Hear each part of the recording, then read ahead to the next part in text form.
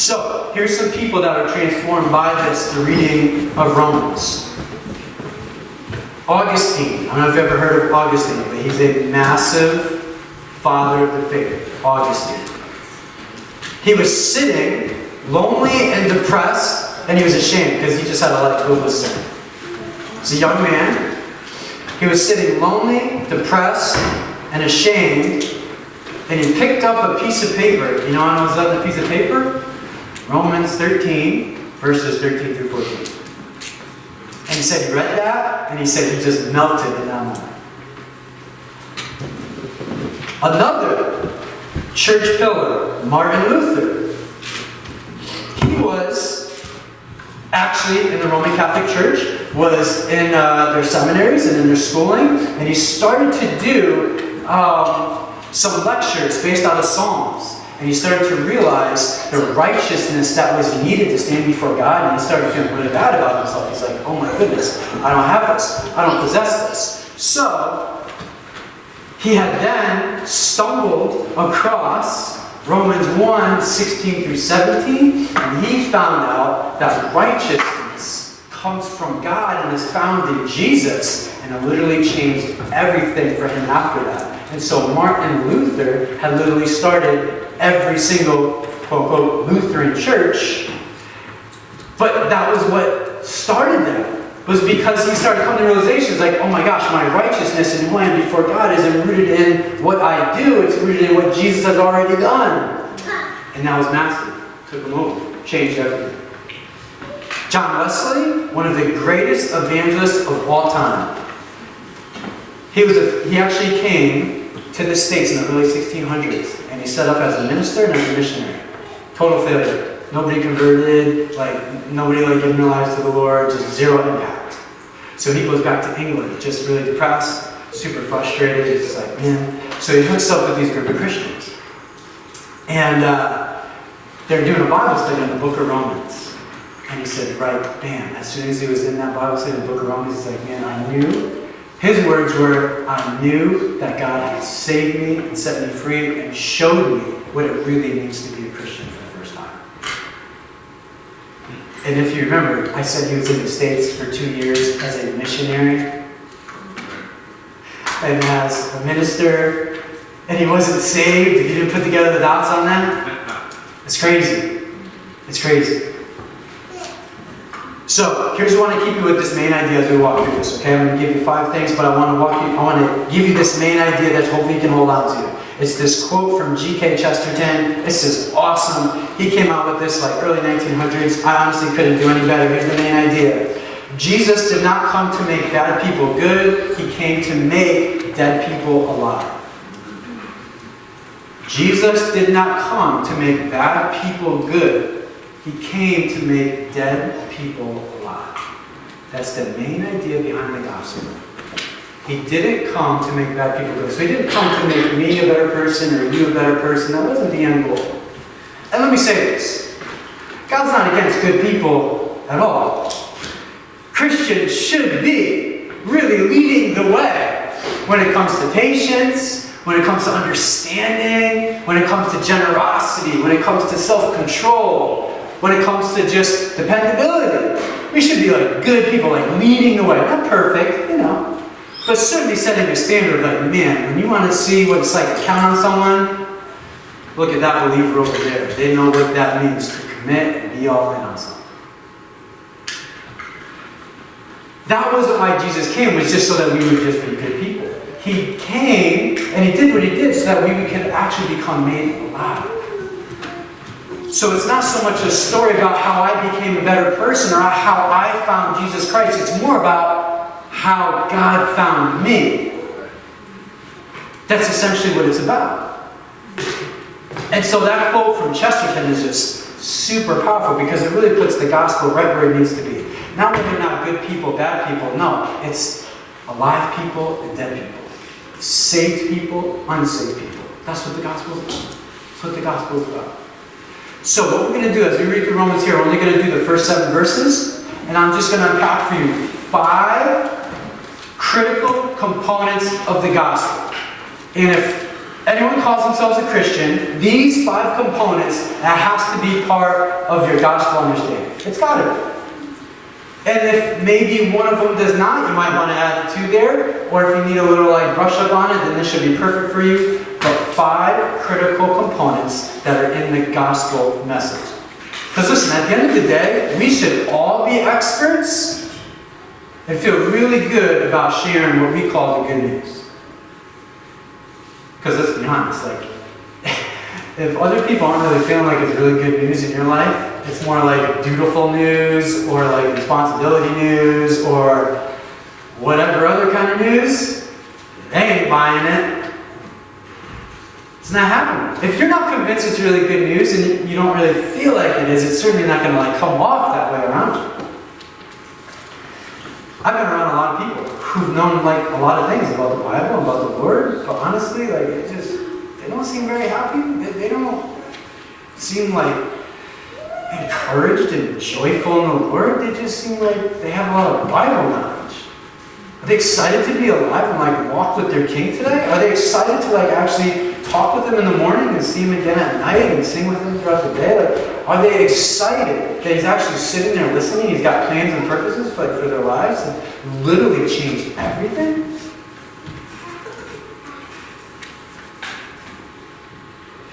That's a darn good question.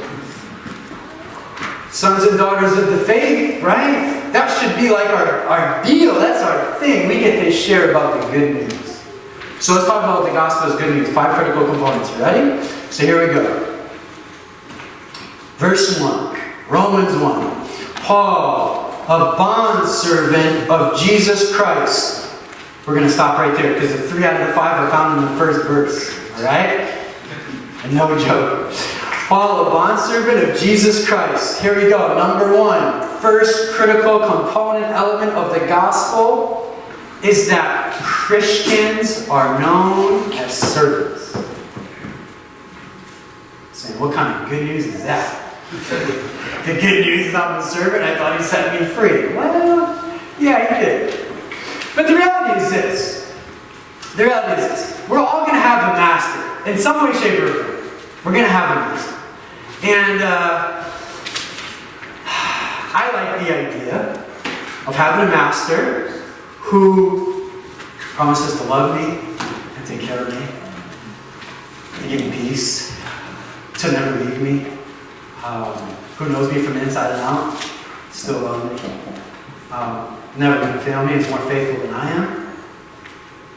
That's a master I could definitely go with. Some other people think they're free and they're really not. They think, I can do whatever I want, whenever I want to do it, however I want to do it. I feel like you're just a slave to just the latest neuron explosions going on inside your brain. Whatever your latest appetite is, that's basically what you do. And that's not freedom, that's called being an animal. That doesn't do it. And so you're going to be a master to something. We're going to be masters to something.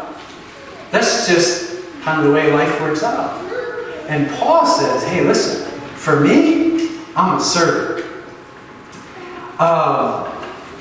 I like that the gospel starts off with the servant deal. Because you know what I found? Here's what I found. And you guys, you think about this, see what you think. But I have found, throughout all of my very young years, that there are a lot of people in the church that have created a lot of options of living and of believing that God isn't cool with. That He never said it's okay. We've created this sort of carte blanche Christianity where you kind of pick and choose just what works best and however that works out. And that's just the world, the environment that we live in. And Paul's saying, man, I'm a servant. Yeah, he's a son, for sure. And there's sons and there's daughters. But the other dynamic is servant and bondservant. And so, at some point, it's just well, even though I don't prefer that, Lord, I will do that because You are my master. That's so difficult for the Western American mindset to handle that. We're known literally for freedom, like America, you know what I mean? we are Americans. It's just like unpatriotic of being the master of anything. But this is God's kingdom. It's not American. And I don't know if God's American. I don't know about that.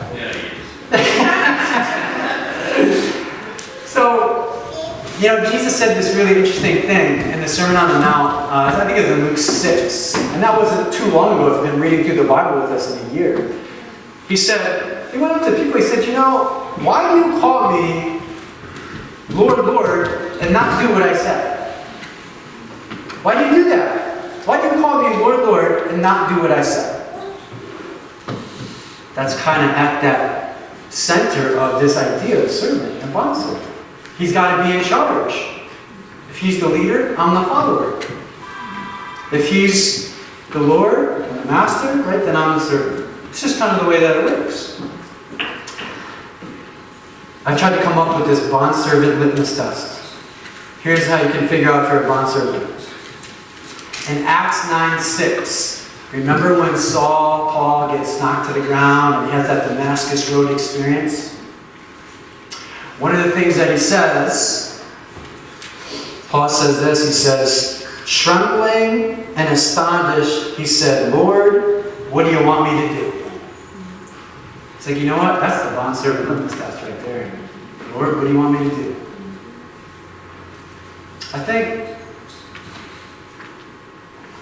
a really troubling thing is that there'll be just, Christians, quote unquote, you don't even know what that means anymore, but people will go to churches and they'll go to Bible studies and go all kinds of places. And a lot of times it takes a long time for them just to come to the place and say, you know what, Lord, what do you want me to do? Whatever it is, just let me know. What do you want me to do? That's what I want to do. If that's your language, and that exists in your prayer life, and that's often, bondservant status, baby, let me give you a high five. That's good. Your heart is in the right place. There might be still stuff to work out. Totally legal. That's fine. That's the way that it works. But if that's not the desire of someone's heart, Lord, what do you want me to do? Because that's what I want to do. I don't know if their lives are really fully given over to the Lord yet. Still holding something back. So first critical component of the gospel message, servanthood. And it starts there. It starts with, He's Lord, I'm not. And I'm not trying to creep into that Lord status. I got to stay in my place. Amen? First critical component. Next critical component. Paul says, I'm a bondservant of Jesus Christ. Called to be an apostle, separated to the gospel of God. So, number 2, critical component of the gospel message is separation. Separation. Alright? First one was servanthood. Second one, separation. So, did you know that in Bible times you have Pharisees, you have Sadducees, that were like religious leaders? Pharisees, which is exactly what Paul was, by the way, that was his previous life. He was a Pharisee, and that's how he persecuted and oppressed the church. He would go around and basically figure out if they were part of the way, because they weren't called Christians yet, they were part of the way, and if they were, ready either oppress them or punish them or drag them off to jail or in some cases murder them. So that was like his previous way of life. Also, part of the Pharisees, some Pharisees, did you know that they would wear these like long cloaks and these robes, and they were always very concerned with cleanness and uncleanness. So some Pharisees, they would go and they'd cloak themselves up, and they would go walk by people, but if you brushed against them, they would freak out because you're unclean. They're keeping themselves clean. So you think about cooties and you think about germs, these guys are next level. Some of you guys are probably okay with that, but it's not okay. You're supposed to go to rub shoulders and get some germs. That's all right. We're talking masks now, coronavirus and all that. But back then, right, you had leprosy and all these other diseases, and then you just had also other people that were healthy and stuff. But the Pharisees were so oh, I can't touch anyone, and they just, and they were separated from everybody. And now, Paul is saying, look what he says. He says, I'm separated to. I'm not doing separated from anymore. In the NIV, it says for. He says, I was separated from people. I was separated from God. But now he's saying, I'm separated for the gospel. For the gospel. Whole other deal. So a lot of times when people give their life to the Lord, they say things like, oh, I used to do this, I used to do that, I used to do this, I used to listen to that, I used to watch this. And what they're saying is, hey, I'm separate from that now. That's good. That's a little incomplete though. The other thing is, every believer, what we also want to do is we want to say, hey, listen, here's what we're separate for now. Here's the things I'm all in for now. Here's the stuff that I do. And here's why it's amazing. Here's why I love going to prayer meetings, and to Bible studies, and just giving up my time and positioning myself to listen. And just being available to serve people, whether I'm feeling good or not. Right? We don't want to just be separated from, we want to be separated for, separated to. And for Paul, that was a dynamic change there.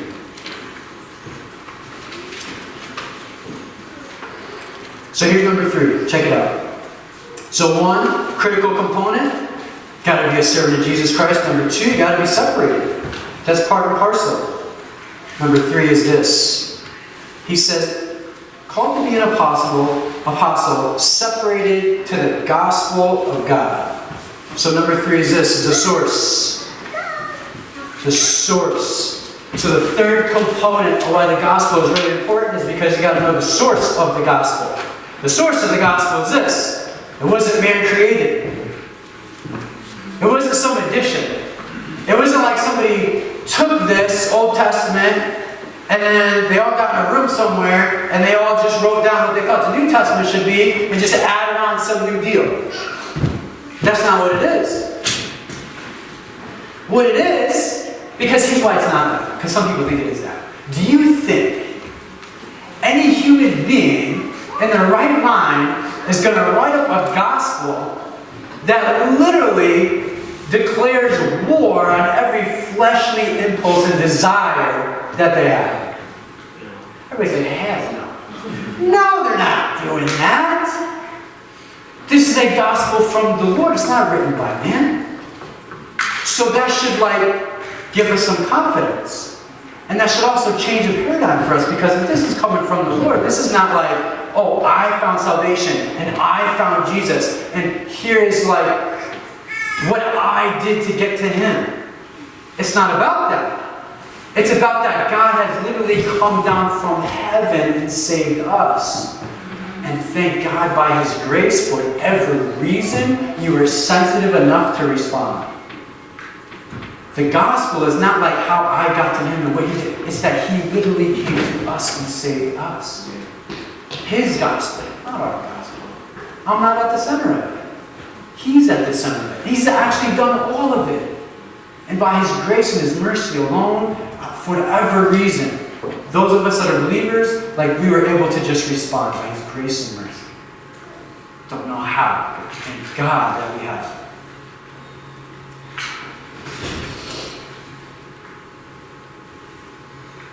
And I put it here, so since He is the source, He's always got to be at the center. He always has to be. So number 4, structure. Check it out. Verse 2 says this. So says Paul, a bondservant of Jesus Christ, called to be an apostle, separated to the gospel of God, which He promised before through His prophets in the Holy Scriptures, concerning His Son, Jesus Christ our Lord, who was born of the seed of David according to the flesh, and declared to be the Son of God with power according to the Spirit of holiness, by the resurrection from the dead. So this next one we have, number 4, is structure. Structure. The 4th critical component of the gospel is you got to know how it's structured. You got to know that servanthood is a big piece of it. You got to know that separation is essential to it. You got to know who the source of this thing is, and you have to know how it's structured. The way that it's structured is like it says right here. It says, He promised before through His prophets in the Holy Scriptures concerning His Son, Jesus Christ our Lord, who was born of the seed David according to the flesh. In other words, the entire Bible is one unified story that points to Jesus Christ. The entire Word of God, one unified story that points to Jesus Christ. It starts in, I'm just going to give you some of the highlights here, by the way. The unified story that points to Jesus. It starts in Genesis 3:15. As soon as they messed up in the Garden of Eden, first prophecy is given right there that Jesus, another one, would be coming that would be crushing Satan's head. And then it goes throughout the entire Old Testament and then gets fulfilled in the New Testament. Famous passages like, I'm not going to give you all of them, Isaiah 7. Isaiah 9, Isaiah 42, Isaiah 53. That's just the book of Isaiah. You got Micah, Hosea, Zechariah, Psalms. There's so many of them, it's ridiculous. And I did some math work for you also this week, because I wanted to show you how amazing it is that Jesus literally would fulfill these messianic prophecies that were written down by different people over different places of the globe, over different spans of time. Catch this. The probability for these prophecies to come true in Jesus is 1 in 10 with 27 zeros after. Everybody say ridiculous. Yeah. And in case you don't know what that number is, that's 1 in 10 octillion. 1 in 10 octillion. It's unbelievable. It's unbelievable. And when you actually take the time to look and study and go through it yourself. You know, like Justin Bieber, he just did this recent interview. And part of his interview, the guy who was interviewing him, he asked him, he said, hey, he said, they were talking about his relationship with the Lord and Christ and all that. And the guy goes, so when did this kind of shift and change for you? And it's pretty interesting what Justin said. He said, he said, I had friends that said that they were Christians and they would hang out with me. He said, but honestly, they would just kind of say one thing and do another. And he said, and that's just what I thought, a Christian was. It's just, that was my gauge. And so when I thought of Christian, that's what I thought of. And then Justin said, well, when I actually decided to actually learn about who Jesus was on my own and what his life was like, I started to realize that even though they're calling themselves Christians and doing that's not actually what a Christian was. It made it really personal. Because that's what it's about. The gospel and the good news is about individual, personal, what am I doing with Jesus? Because that's what this thing is about. Personal. Each individual standing before Jesus. And so, 1 in 10 octillion. 1 in 10 octillion. Jesus is good, man. He's faithful. He's true. He's real. He's done it. And the entire Bible, when you read through it, if you're reading through with us, and if you got off, get back on, baby. Get back on. It's only February. Just hop back in. Oh, but I missed it. That's okay. Just get back in there. You want to get into your word. Listen, faith comes by hearing, and hearing comes from the word of God. If you're not in this, your faith doesn't grow. It doesn't. You can't muster it up. You can't try and fake it. Well, I guess you could try to fake it, but it doesn't work. You have to be in this and have your heart be encouraged and have your spirit be nurtured. Telling you. And then once you do that, and then you position yourself in prayer time before the Lord, now you're feeding your soul the way it needs to get fed. It's awesome stuff. So then last one here, number 5. The gospel is very singular. So 5 critical components, right? Servanthood is a definite piece of it. You got to be separated. Got to know who the source is. Have to have some understanding of the structure. And without a doubt, we got to know that it's singular. Because look at the rest of this. Verse 5. Through him. Who's the him? Jesus. We have received grace and apostleship for obedience to the faith among all nations for his name, among whom you also are the called of Jesus Christ. And in case that doesn't work for you, in Acts 4,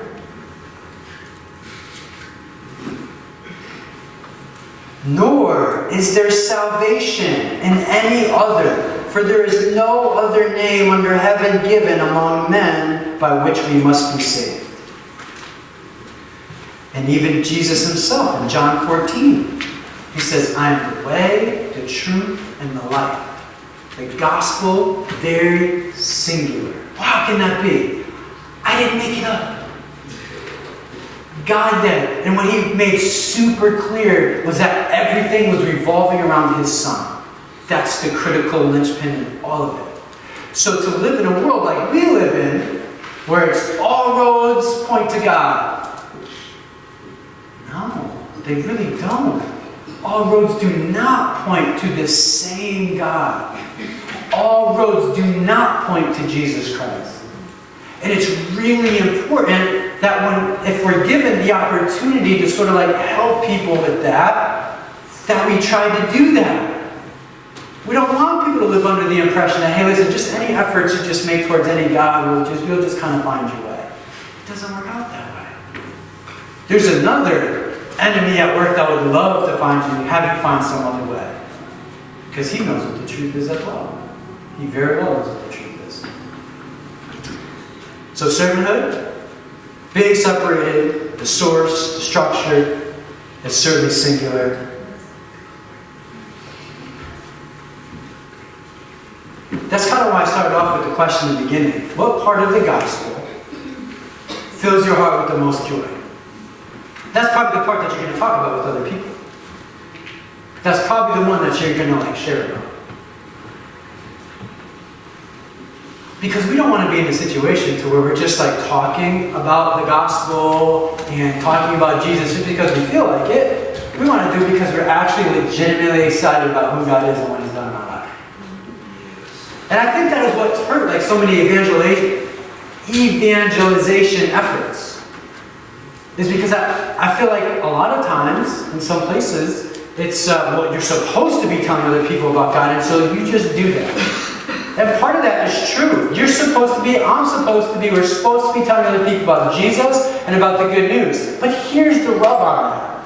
The rub is, if I'm not experiencing the excitement and the joy and the glory of the good news, how can I then try and deliver that to someone else?